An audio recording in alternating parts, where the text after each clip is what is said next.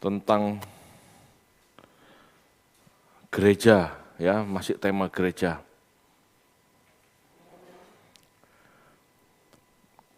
Subtemanya gereja negara, ya, dan perpecahan Protestan.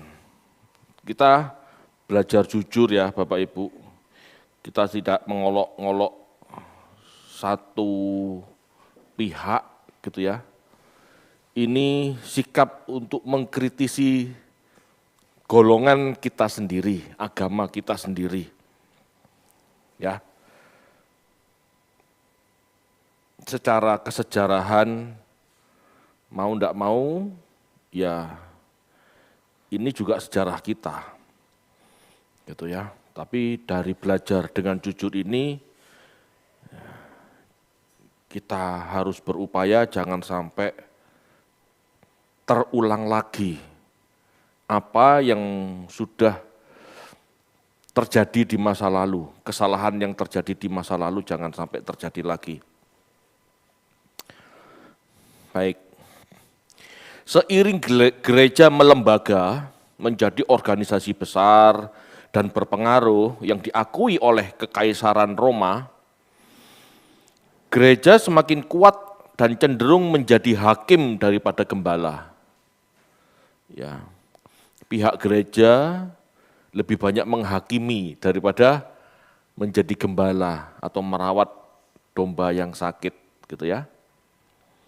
Apalagi gitu ya, Undang-Undang tahun 318 menegaskan, Kaisar memberi otoritas pada para uskup untuk mengadili perkara-perkara orang Kristen dan bukan Kristen. Nah ini, Kristen dan bukan Kristen. Kalau orang non-Kristen dihakimi menurut orang Kristen, menurut tradisi Kristen, ini kan tidak masuk sebetulnya ya. Pasti salah semua gitu. Gereja semakin mengokohkan dogmanya dan sanksi yang dijatuhkan oleh uskup diakui negara. Jadi saat itu Bapak Ibu, pertimbangan politik mempengaruhi sikap gereja dalam berhubungan dengan kekaisaran. Ya. Pertimbangan politik mempengaruhi sikap gereja dalam berhubungan dengan kekaisaran.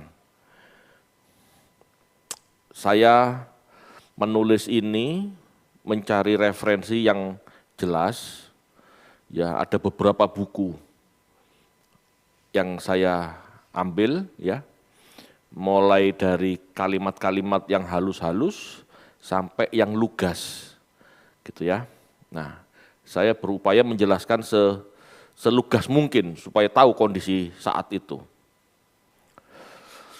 Walaupun dikontrol uskup-uskupnya sendiri, kekayaan dan gengsi gereja sendiri bersekutu dengan kekuasaan kekaisaran.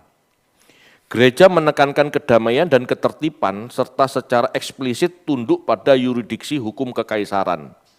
Ya, jadi saat itu gereja diakui kekaisaran dan diberi otoritas ya untuk menghakimi, ya untuk hal-hal yang lain. Jadi dalam hal sosial yang dulunya gereja dikejar-kejar, sekarang punya fasilitas, punya otoritas. Gitu ya. Sebagai imbalannya, ya, karena ikut ngurusi negara istilahnya, karena ikut ngurusi sosial gitu ya. Sebagai imbalannya, Raja mengizinkan jatah untuk golongan klerus dalam pemerintahan sipil. Ya, jadi istilahnya ya klerus itu digaji sama pemerintah. Tahu ya klerus ya? Tahu klerus enggak? Klerus itu pejabat gereja, pelayan gereja, gitu ya. PDT, PDM, PDP-nya itu digaji sama kaisar, gitu ya. Lain sama persembahan ya, persembahan lain, gaji lain gitu ya. Karena sudah cukup kaya dan populer untuk berkuasa, walaupun tanpa bantuan kaisar, gereja-gereja berkembang secara dramatis di bawah perlindungan kaisar. Jadi kaisar ini melindungi geraknya gereja. Ya, kaisar hanya memberi gaji, mungkin memberi gaji sama klerus gitu ya. Tetapi gitu ya, memberi fasilitas, memberi gaji gitu ya. Tetapi dalam upayanya mencari atau menumpuk kekayaan yang lain, itu gereja bisa lakukan sendiri. Gereja bisa buat sendiri gitu ya. Misalnya buat sumbangan itu gereja berhak. Gitu ya.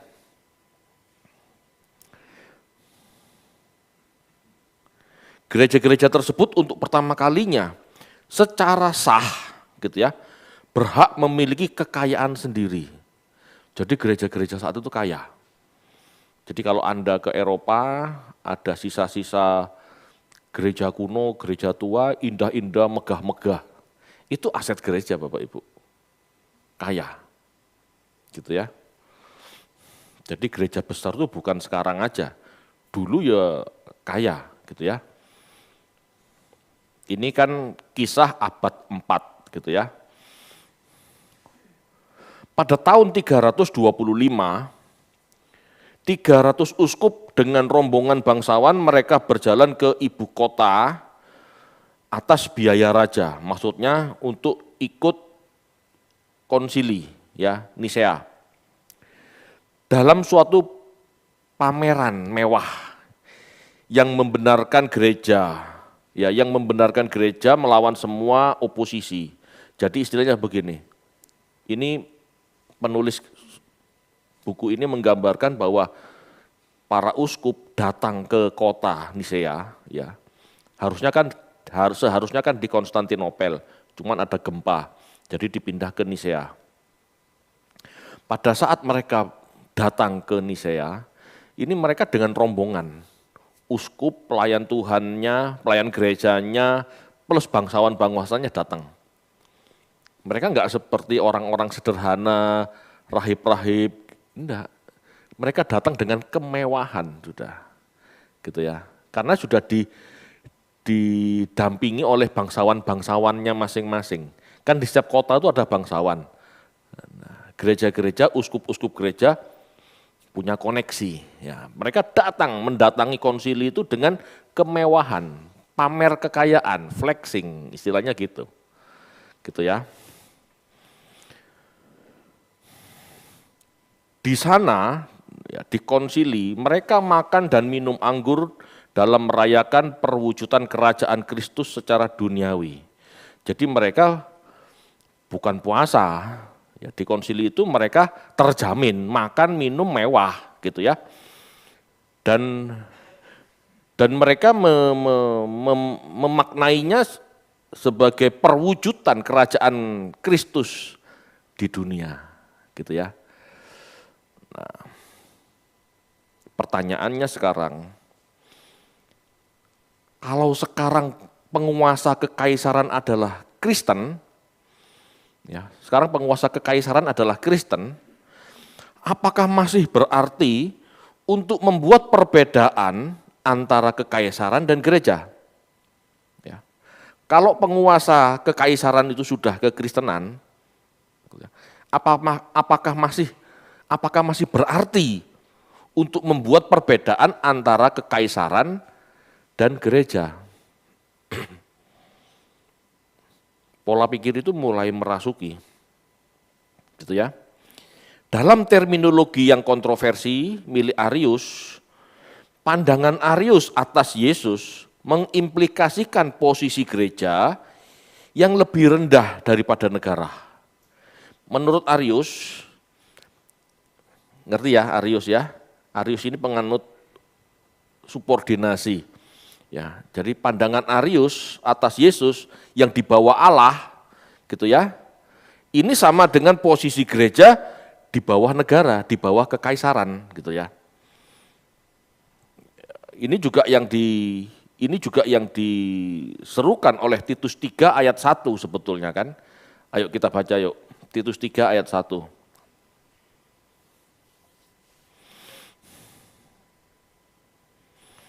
Titus 3 ayat 1, Ingatkanlah mereka supaya mereka tunduk pada pemerintah dan orang-orang yang berkuasa, taat dan siap untuk melakukan setiap pekerjaan yang baik. Nah, itu kan surat Paulus kepada Titus. Ya, Paulus mengingatkan jemaat melalui Titus untuk jemaat itu tunduk pada pemerintah, gitu ya. Jadi pandangan Arius atas Yesus mengimplikasikan posisi gereja yang lebih rendah daripada negara. Sebagaimana posisi kemanusiaan Yesus lebih rendah daripada Allah. Gitu ya, lebih rendah daripada Allah. Sementara pandangan para uskup yang lain, grupnya Athanasius, membuat gereja sejajar dengan negara. Sebagaimana Yesus sejajar Allah. Gitu ya. Paham ya? Jadi teologinya Athanasius dan uskup yang lain kan Yesus sejajar Allah. Kalau sejajar, ya berarti antara gereja dan kekaisaran itu sejajar. Gitu loh. Kalau Arius, gereja harus di bawah kaisar. Kalau Athanasius dan teman-temannya, gereja sejajar dengan kekaisaran. Jadi masing-masing kelompok punya, tanda kutip ya, punya maksud. Jadi perdebatan Tritunggal itu juga dilandasi pengertian teologis seperti itu. Gitu ya.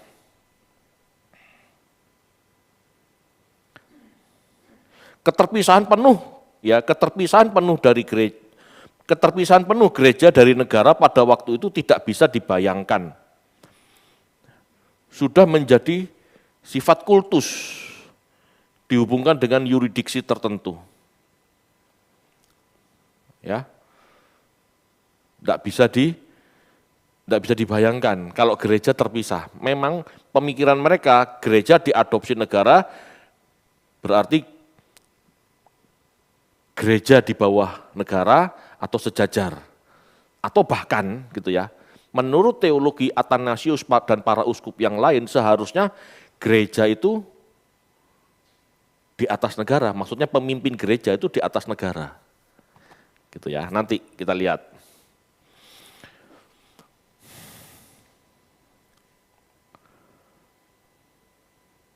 Bahkan di konsili tersebut satu kata penting yang diabadikan dalam pengakuan iman Nisea adalah homoousios. Ya. Dari satu substansi artinya. Homoousios berasal dari kaisar sendiri. Jadi kalau Anda dengar seri Logos, Pak Eras ngomong kata homoousios, tidak ada di Alkitab, ya memang tidak ada karena itu sumbangsih kaisar.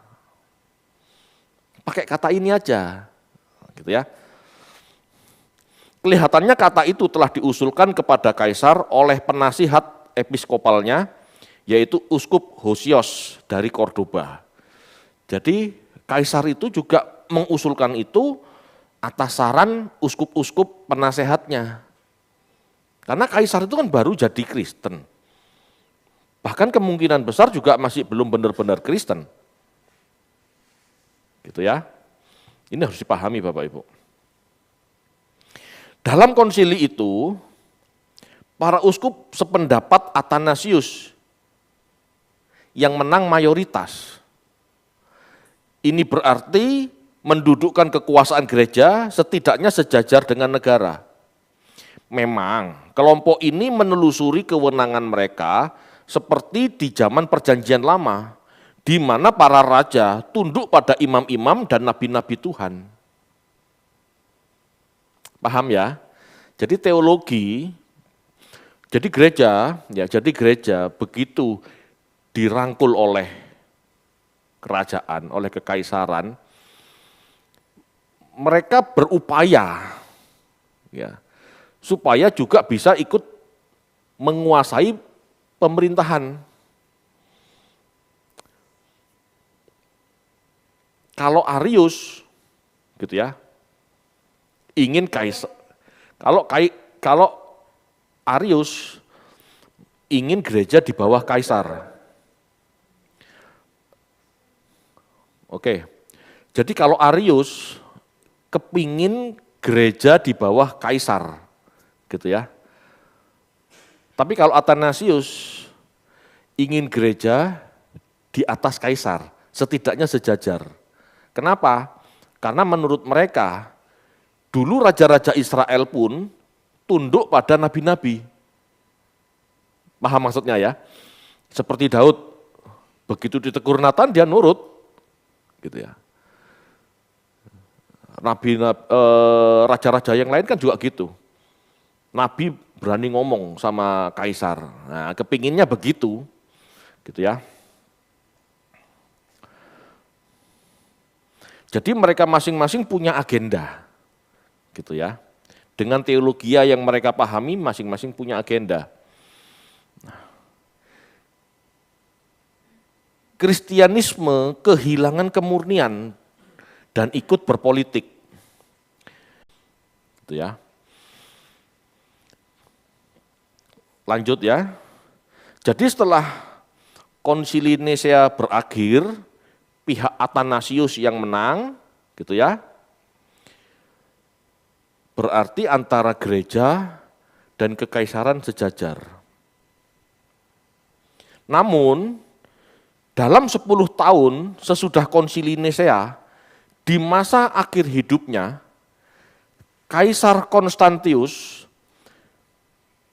berubah pandangan menjadi pendukung kelompok Arius. Paham ya? Jadi pendukungnya Arius. Bahwa Yesus tidak sejajar dengan Bapa. Kenapa? Ya mungkin dia sadar kekuasaannya terpotong, terbelenggu, terkurangi sama kekuasaan gereja. Asalnya kan Konstantinus mendukung Athanasius. Voting Athanasius menang. Tapi mungkin setelah perjalanan waktu, gereja ini kok istilahnya tanda kutip mungkin semakin ngelunjak gitu ya. Jadi dia akhirnya mendukung Arius. Kalau Arius kan gereja di bawah kekaisaran. Gitu ya. Konstantius menjadi pendukung kelompok Arius. Anak laki-lakinya ya. Anak laki-lakinya Konstantius, ya tadi kalau Konstantinus, ini Konstantius, mirip-mirip namanya ya. Tahun 337 sampai 361, ya anak laki-laki kaisar ini adalah juga penganut Arius. Mungkin malah percaya bahwa dirinya yang ditunjuk Allah untuk mengepalai keuskupan. Jadi anak kaisar ini, ya bisa jadi berpikir karena dia adalah penganut Arius, dia berpikir bahwa kelak gereja di bawah saya, berarti sayalah uskupnya. Kaisar Roma adalah uskup gereja. Nah, pertimbangannya seperti itu. Gitu ya. Ini berbeda ya dengan bahkan kaisar Kristen pun harus tunduk. Jadi begini, berbeda dengan Arius ya yang memiliki prinsip gereja di bawah kaisar gitu ya. Kalau Athanasius, gereja ini kan simbol Yesus. Yesus ini kan melakukan penebusan gitu ya, penyelamatan dan pemimpin gereja. Jadi kaisar kalau percaya Yesus ya seharusnya tunduk pada gereja. Gitu. Inilah latar belakang politik saat itu. Gitu ya. Jadi konsep Tritunggal yang ada Bapak Ibu, ini juga dipengaruhi pemikiran-pemikiran untuk mengesahkan kekuasaan. Ada sisi itunya. Gitu ya. Ini saya ambil dari buku-buku Bapak Ibu, dijual bebas. Ya, dijual bebas. Seharusnya setiap orang bisa baca ini gitu ya. Apalagi teolog, kalau enggak ngerti ini ya berarti dia kurang baca. Gitu ya. Ketika Kaisar Valen, ya ada namanya Kaisar Valen tahun 364 sampai 378 ya. Ketika Kaisar Valen, kaisar terakhir kaum Arius mati, Arianisme pun secara resmi mati. Maka kelompok Athanasius menuai kemenangan. Gitu ya. Konsili Nisea dimenangkan oleh kelompok Athanasius. Tetapi kemungkinan terjadi talik ulur antara kaisar dan gereja kelompok Athanasius, gitu ya. Sehingga Kaisar Roma beralih pandangan mendukung Arius, dan sampai jangka waktu tertentu, Kekaisaran Roma itu mengadopsi Arianisme. Paham maksudnya? Jadi kalau 325, lalu Kaisar Valen itu meninggal 378, anggap 375. Berarti ada waktu 50 tahun orang Kristen percaya Yesus itu tidak sejajar dengan Bapa. Paham ya? Karena saat itu kaisar-kaisarnya semua penganut Arius, penganut Arianisme. Ya. Tetapi setelah Kaisar Valen meninggal, kaisar terakhir yang penganut Arianisme ini meninggal, maka kedudukan berubah lagi, posisi kekaisaran berubah lagi. Gitu ya. Apalagi semenjak tahun 380, Kaisar Theodosius menetapkan Kristianisme sebagai agama resmi negara. Wah, mantap itu sudah. Gitu ya. Undang-Undang 14 Juni tahun 388 membuat para bidat kian terjepit. Sikap gereja ya, dengan sikap gereja seperti ini, golongan yang tidak sepaham itu terjepit. Maka menjadi tekanan tersendiri bagi golongan yang tidak sama dengan doktrin gereja. Ini Bapak Ibu. Jadi penuh mulai berdirinya gereja sebagai lembaga itu sudah konflik tok isinya, sudah politik tok isinya. Gitu ya. Kondisi gereja yang berpolitik ini berlangsung lebih dari 1000 tahun. Berlangsung lebih dari 1000 tahun. Ya mulai abad 4 itu mungkin ya, dari 325 sampai 1600, bahkan mungkin sampai 1900 sekian. Gitu ya, menguasai kekaisaran. Gitu ya. Di satu sisi Injil memang diberitakan, di satu sisi orang harus percaya Yesus, Yesus diberitakan di satu sisi. Tetapi di sisi lain kepalsuan semakin kuat. Kenapa kepalsuan semakin kuat? Nah karena percaya Yesus ya, dibaptis ya sudah jadi Kristen. Tapi mereka tidak boleh baca kitab suci. Karena yang boleh baca kitab suci cuman klerus, cuman pejabat gereja. Oke.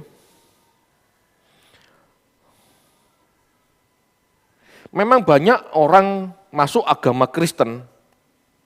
Ya, memang banyak orang masuk agama Kristen dan hidup kafir, ya. Dan memang banyak orang dan banyak orang masuk agama Kristen dan gaya hidup kafir diberangus. Namun tidak bisa dikatakan pertobatan Bapak Ibu.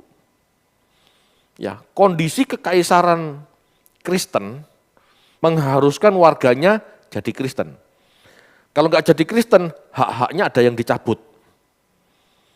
Jadi mereka mau tidak mau akhirnya jadi Kristen tanpa pertobatan. Jadi kalau dikatakan kekristenan menang tanpa pedang, itu tidak tepat seutuhnya. Memang kekaisaran Roma akhirnya menganut kekristenan tanpa pedang. Ya, orang-orang Kristen pada saat dianiaya tidak membalas dengan pedang. Ya, akhirnya kekaisaran mengadopsi kekristenan, itu menang tanpa pedang. Tetapi mengkristenkan penduduk seluruh kekaisaran Roma itu dengan pedang. Dan gereja melakukan banyak kejahatan. Ribuan tahun. Ya. Nanti saya jelaskan.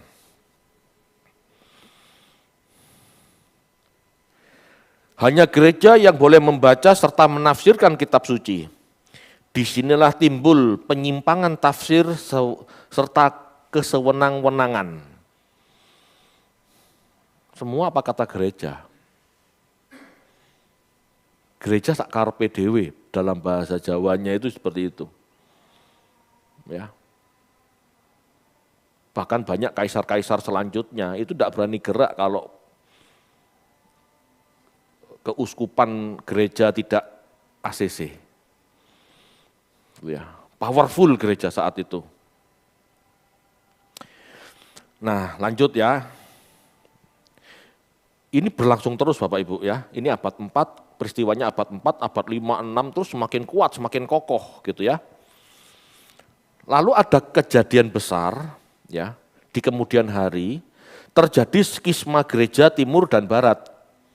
Pada tahun 1054 Masehi, gitu ya, adalah retaknya persekutuan dua kubu Kristen yang kini dikenal sebagai Gereja Katolik Roma atau Gereja Barat dan Gereja Ortodok Timur, gitu ya, Gereja Timur, Gereja Ortodok itu Timur. Keretakan ini berlanjut terus, gitu ya, dan berusaha dirajut kembali sekarang, tetapi dulu itu benar-benar pecah. Sebab musabab perpecahan ini atau skisma ini adalah permasalahan otoritas paus, gitu ya, yang mengklaim bahwa dia memegang otoritas atas 4 kepatriakan timur. Jadi paus sebagai uskup Roma merasa berkuasa juga atas 4 wilayah gereja timur. Ya kan ada 5 wilayah gereja. Ya, Roma ini merasa di atas keuskupan yang lain, kepatriakan yang lain. Ada kepatriakan Yerusalem, ada Antioquia, ada macam-macam. Ya, jadi masalah yuridiksi serta masalah klausa filioque yang disisipkan ke dalam Credo Nicea. Jadi masalah pengakuan iman itu jadi masalah. Pengakuan iman Nicea itu tertulis kami hanya percaya Roh Kudus. Tetapi oleh gereja barat ya ditambahin kami percaya Roh Kudus yang keluar dari Sang Bapa dan Sang Anak. Kalau yang asli kami percaya Roh Kudus yang keluar dari Bapa, titik. Jadi masalah berapa huruf ini? Dan Sang Putra, 3 kata cuman. Kami percaya Roh Kudus yang keluar dari Sang Bapa dan Sang Putra. Ini pecah gereja. Jadi kalau perpecahan gereja itu dari doktrinal Bapak Ibu, itu sudah warisan leluhur. Gitu ya. Ya memang begitu, mau seperti apa? Hanya gara-gara 3 kata gereja pecah. Itu ya. Gereja Ortodok atau Gereja Timur berprinsip tidak ada yang lebih tinggi di antara yuridiksi gereja yang ada. Jadi menurut Gereja Timur, gereja ini pemimpinnya adalah Tuhan Yesus. Jadi pada saat Tuhan Yesus naik ke sorga, gereja ini dipimpin secara kebersamaan. Seperti Kisah Para Rasul 15. Jadi keputusan itu keputusan bersama, keputusan para rasul. Ya. Jadi Paulus memutuskan bahwa orang Kristen tidak perlu menjadi Yahudi, itu keputusan bersama, keputusan para rasul bersama. Gitu ya. Tetapi gereja Roma berpikir, ya, tapi pemimpinnya kan Petrus. Karena ada anggapan di atas Petrus inilah gereja dibangun. Di atas batu karang ini, di atas Petrus gereja dibangun. Gitu ya. Jadi ada perbedaan itu.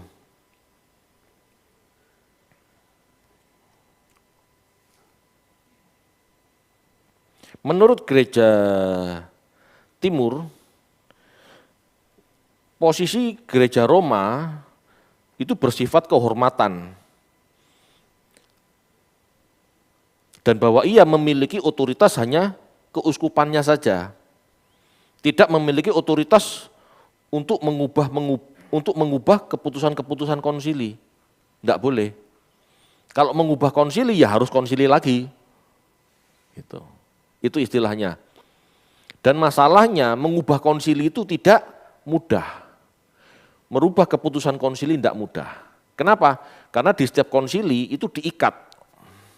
Ya, diikat dengan tanda tangan keputusan bersama. Gitu ya. Wah, sulit pokoknya. Kalau saya baca di literaturnya tidak mudah gitu ya.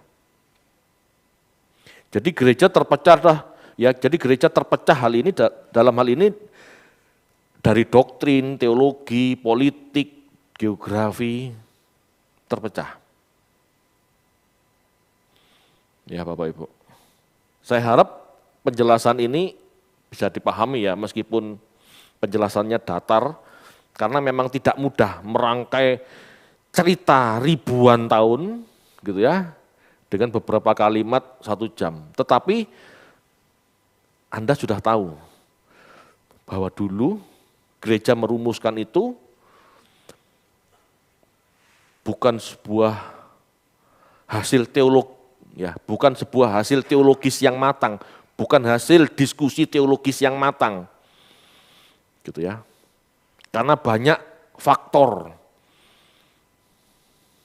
Ya. Pasti ada faktor kepentingan. Pasti ada faktor sungkan sama kaisar. Misalnya ada teolog yang punya pikiran, homosios kan tidak ada di Alkitab. Masa tidak tahu? Pasti mereka tahu. Tapi karena yang usul ini kaisar, siapa berani nolak? Akhirnya itu dipakai. Gitu ya. Ya semua pada cari muka sama kaisar. Pasti ada hal-hal seperti itu. Gitu ya. Ribuan tahun, ratusan tahun, 3,5 abad teraniaya. Sekarang ya, sebelum 318 sebelum 318 itu hidup mereka orang-orang percaya, khususnya pemimpin-pemimpin jemaatnya itu hidup dalam aniaya loh. Belum 10 tahun semua berbalik, mereka dimuliakan, mereka jadi orang-orang kaya. Kira-kira gimana? Anda tahu sikapnya orang kaya baru atau orang baru kaya? Nah, seperti itu sudah. Ini bukan meledek ya, tetapi kenyataan gitu loh ya. Bahwa mereka kan wow, istilahnya ada kemaruknya gitu loh. Ya kalimat-kalimat ini memang pedes ya, tetapi mau tidak mau kita harus berpikir dengan jujur. Itu kan sifat manusia. Gitu ya. Mereka yang enggak terbiasa dilimpahi harta gitu ya. Sekarang mereka punya harta banyak. Kira-kira ingin mempertahankan kekayaan itu enggak? Iya. Ya. Oke. Setelah abad 10, perpecahan timur dan barat, terjadi perpecahan lagi di tahun 1517.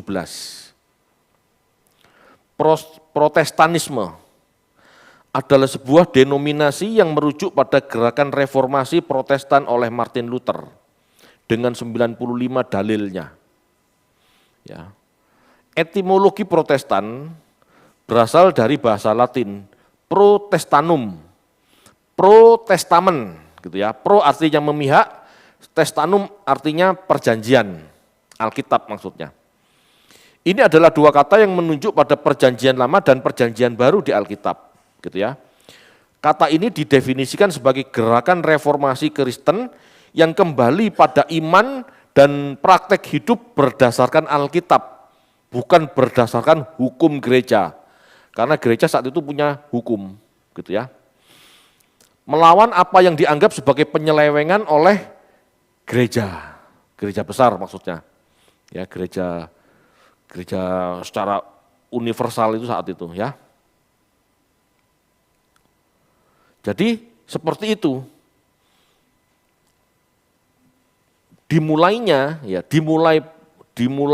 protes Martin Luther ini ya, karena gereja ya seperti tadi saya katakan sewenang-wenang membuat doktrin. Gereja saat itu membuat doktrin. Kalau kamu kepingin orang tuamu, keluargamu ya bisa keluar dari api neraka, sumbangan gereja, kasihkan ya dukungan untuk pembangunan gereja Santo Petrus. Kalau nggak salah seperti itu. Nah, Martin Luther yang sebagai biarawan, yang ngerti teologi mana ayate gitu loh maksudnya. Akhirnya dia berontak. Akhirnya buat dalil, gitu ya. Enggak ada ayatnya orang keluar dari neraka gara-gara sumbangan, gara-gara gitu. Enggak ada. Itu buat-buatannya pendeta, buat-buatannya imam gitu ya. Ya sebetulnya mirip dengan kondisi sekarang, kalau kamu enggak perpuluhan, kamu enggak selamat, itu kan sama ayatnya mana enggak jelas kan. Sama, cuman sekarang skupnya kecil, gereja-gereja tertentu yang pendetanya kemaruk seperti itu. Tapi kan saat itu tidak, gereja kan terpusat, paham ya? Begitu pusat mengatakan kasih sumbangan, dasarnya apa? Kalau kamu ingin keluargamu keluar dari api neraka, kasih sumbangan. Ya sebentar jadi gereja besar, siapa enggak berani? Siapa berani ndak nyumbang? Takut semua kan. Nah, masalahnya Martin Luther melihat orang-orang miskin bagaimana mau nyumbang. Mereka takut orang tuanya itu tetap di neraka. Akhirnya mereka ya susah-susah payah cari utangan, cari terlilit semua. Nah, disinilah perlunya reformasi. Sebetulnya Martin Luther tidak pernah ingin buat gereja baru. Tidak pernah ingin buat gereja Protestan, tidak pernah. Gitu ya. Tetapi karena protesnya tidak diterima gereja, malah terjadi kontra, maka mau tidak mau akhirnya gereja pecah. Mau tidak mau akhirnya orang Protestan ibadah sendiri. Dan perpecahan Protestan ini didukung oleh beberapa bangsawan Jerman, ya, yang mungkin sudah muak dengan kepemimpinan gereja, kepemimpinan paus. Semua kan harus tunduk paus. Nah, jadi bangsawan-bangsawan ini akhirnya mendukung Luther karena mereka juga melihat Luther ini didukung oleh masyarakat Jerman. Sama Protestan juga bunuh-bunuhan. Ini sejarah kelam Bapak Ibu. Ini bisa dibaca, ya, bisa dibaca di banyak literatur, gitu ya.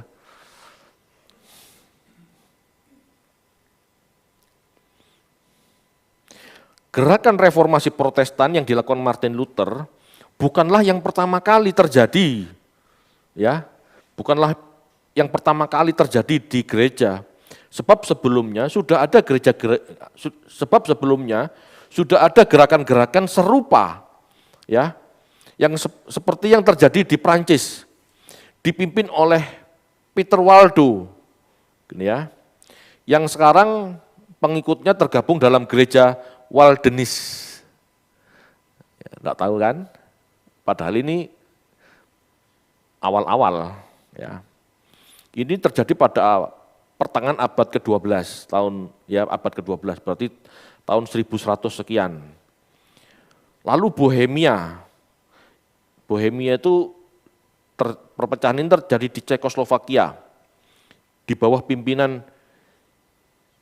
John Huss, ya, tahun 1369 sampai 1415.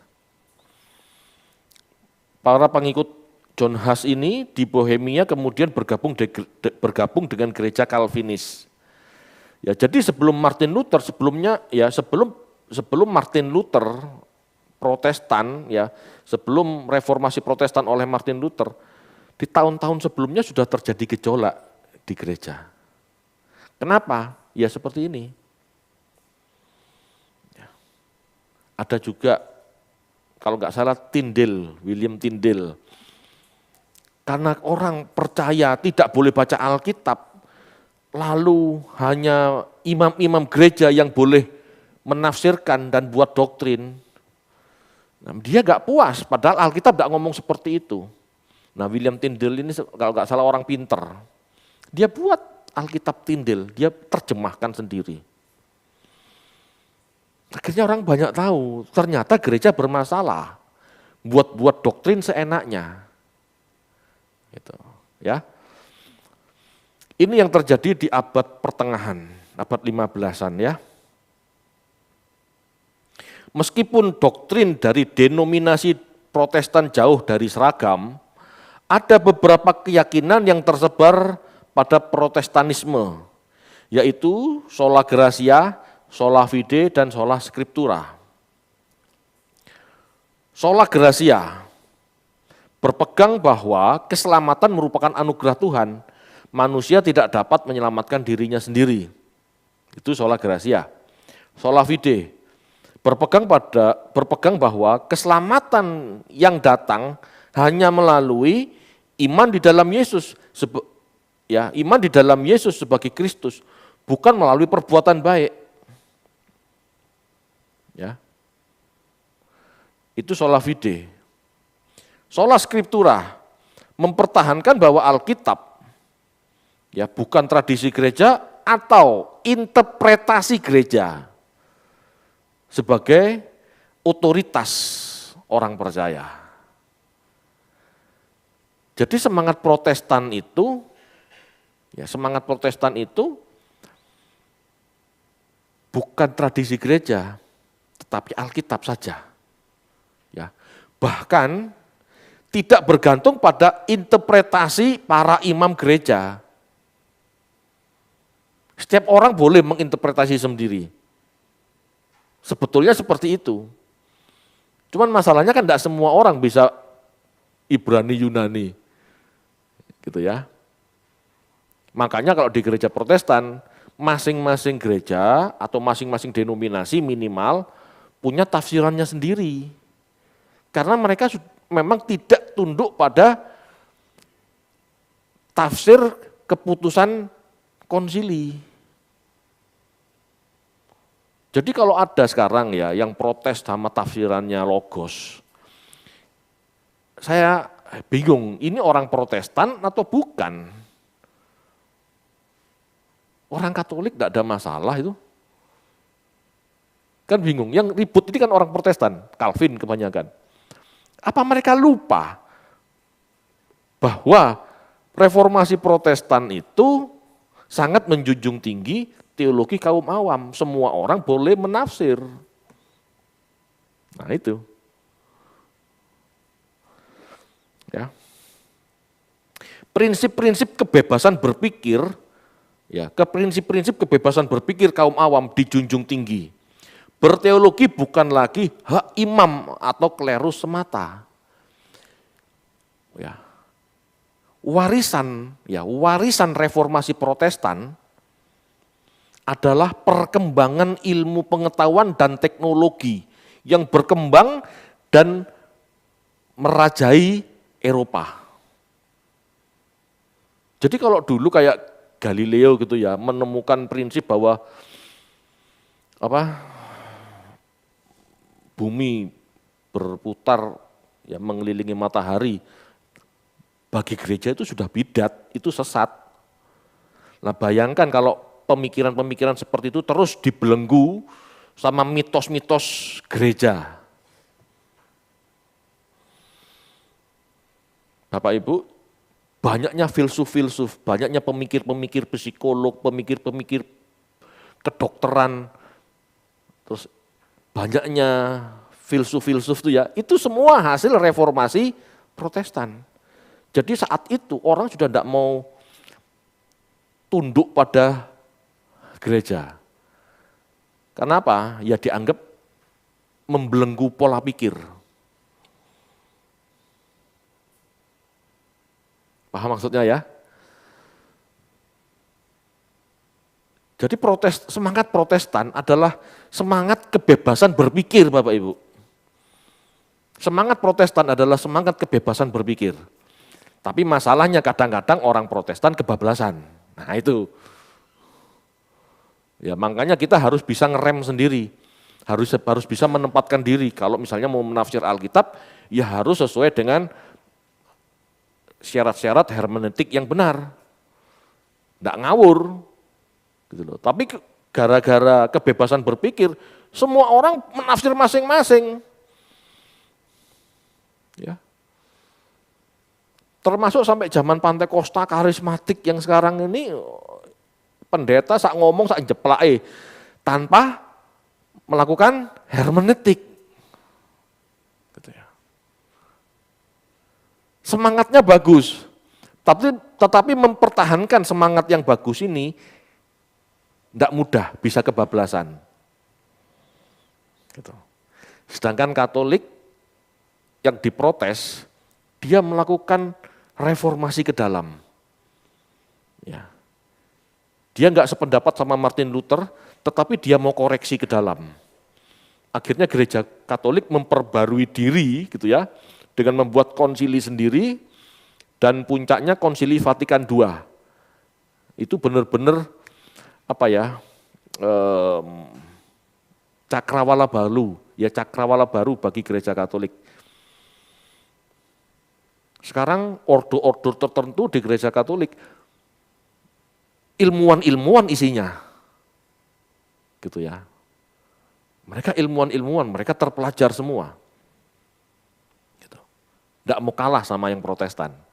Gitu ya. Tetapi tetap di bawah doktrin gereja.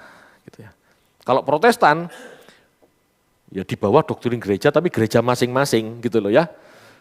Dan Anda perlu tahu, gereja Protestan itu dan pecahannya ada 40.000 denominasi, itu punya masing-masing punya doktrin.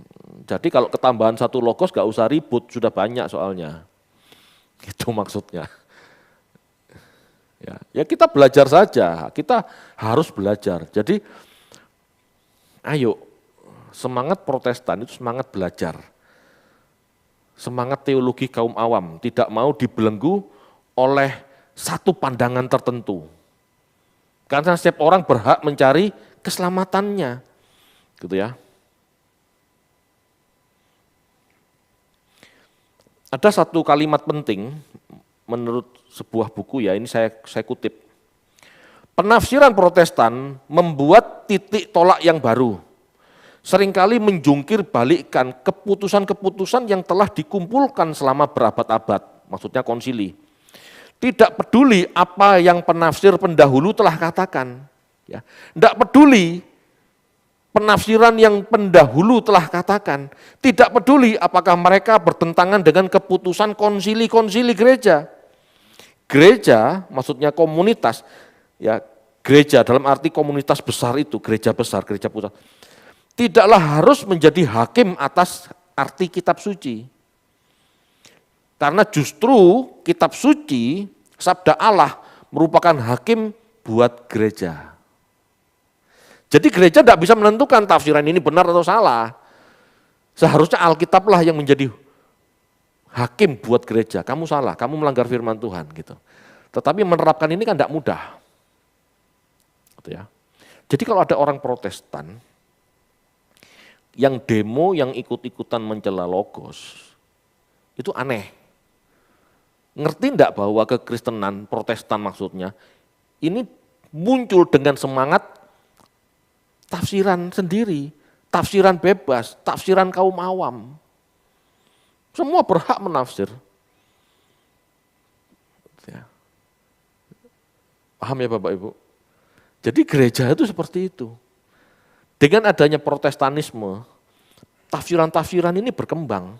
Karena masing-masing boleh berpikir. Gitu ya. Umat ya silakan milih, silakan percayai penafsir-penafsir yang menurut kamu bisa dipercaya. Gitu ya. Kalau saya percaya sama tafsiran orang yang memang benar-benar mau benar, kan gitu. Ya kita lihat semangatnya mau benar apa enggak. Lah kalau hidupnya aja sembarangan, kawin cerai, ya toh, cerai dianggap sebagai penetapan Tuhan, mulai kapan? Kan gitu. Lalu dia gitu ya, buat doktrin.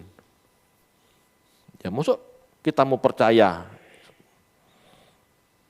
Ada kan satu pendeta ngomong seperti itu.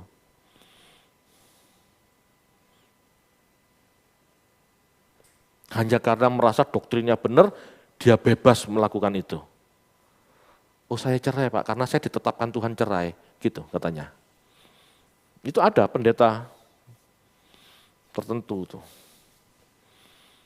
Ya. Jadi tafsiran-tafsiran ini Bapak Ibu dimiliki oleh masing-masing denominasi. Ya, tafsiran-tafsiran ini dikemas dalam sebuah teologia yang disebut teologia sistematika. Ya, jadi masing-masing denominasi punya teologia sistematika. Memahami Allah seperti apa, memahami Kristus seperti apa, kristologi, memahami Roh Kudus seperti apa, memahami keselamatan seperti apa, memahami akhir zaman seperti apa. Ya, pemahaman-pemahaman ini dikumpulkan namanya teologia sistematika. Jadi teologia sistematika itu kesimpulan doktrin gitu ya. Ini bahasa sederhananya, kesimpulan doktrin dari sebuah denominasi. Ya, kumpulan tafsiran yang diajarkan pada jemaatnya masing-masing. Teologia sistematika itu kumpulan ajaran ya yang diberitakan kepada jemaat masing-masing, didogmakan kepada masing-masing. Itu teologia sistematika. Jadi jangan heran kalau setiap gereja punya pandangan masing-masing karena teolognya beda-beda. Ya, kalau mau seragam ya gereja ortodok, gereja katolik itu seragam. Tapi kalau di Protestan, didominasi masing-masing, Anda beda. Anda masuk Pantekosta begini, Anda masuk Calvin begitu, Anda masuk Lutheran begitu, masing-masing. Kok bingung Pak? Sebetulnya enggak bingung, ya Anda memang harus mencari. Kan Tuhan Yesus katakan, carilah, ketoklah, maka kamu akan mendapat. Memang enggak bisa, Pak kok kan enak satu bener, lalu jemaat tinggal ikulah karepmu, kan gitu. Enggak bisa. Karena memang manusia hidup harus mencari. Ya. Manusia hidup memang harus mencari kebenaran dan menemukan kebenarannya sendiri. Jadi manusia hidup memang bukan untuk cari uang Bapak Ibu, cari kebenaran. Ya, itu yang harus kita cari sekarang. Jadi jangan santai, seolah-olah hidup ini kalau sudah percaya Yesus pasti selamat, dan kalau sudah pasti selamat, ya ngapain kita bingung, kita cari uang saja. Oh salah, salah. pandangan seperti ini jelas salah. Dalam hidup orang harus cari keselamatan. Mau selamat, carilah kebenaran. Itu jadi yang utama. Kalau cari duit, itu nomor 2. Yang penting bisa dilalui, ya, dan bisa diakhiri dengan selamat, ya sudah cukup. Jadi tujuan hidup mengejar kekayaan, materialisme, kesuksesan, itu meleset dari kehendak Tuhan. Karena kehendak Tuhan ingin manusia mencari kebenaran itu. Carilah. Seperti cari jarum ditumpukan jerami. 80.000 denominasi apa gak jerami itu? Kebenarannya seperti jarum. Ayo. Amin Bapak Ibu. Paham ya? Jadi doktrin gereja khotbah malam ini tujuannya itu. Supaya Anda tahu bahwa ya diizinkan Tuhan, kan ada ayatnya mengatakan bahwa penyesatan itu diizinkan. Tetapi celakalah kalau ada orang-orang yang menafsir seenak sendiri dan menyesatkan, gitu loh. Itu yang berbahaya. Makanya jangan mau jadi guru. Guru salah mengajar, dikalungi batu gilangan. Saya juga takut Bapak Ibu. Makanya kalau saya enggak berani aneh-aneh gitu ya. Saya harus bandingkan, menurut ini gimana, menurut itu gimana. Kalau saya berani membanding gitu ya. Saya belajar sendiri dan saya bandingkan gitu ya. Kira-kira yang benar yang mana? Nah, di sini saya pun berarti apa? Harus mengasah nurani saya. Yang benar mana Tuhan? Harus tanya Tuhan. Enggak gampang takut gitu ya. Ya. Amin Bapak Ibu.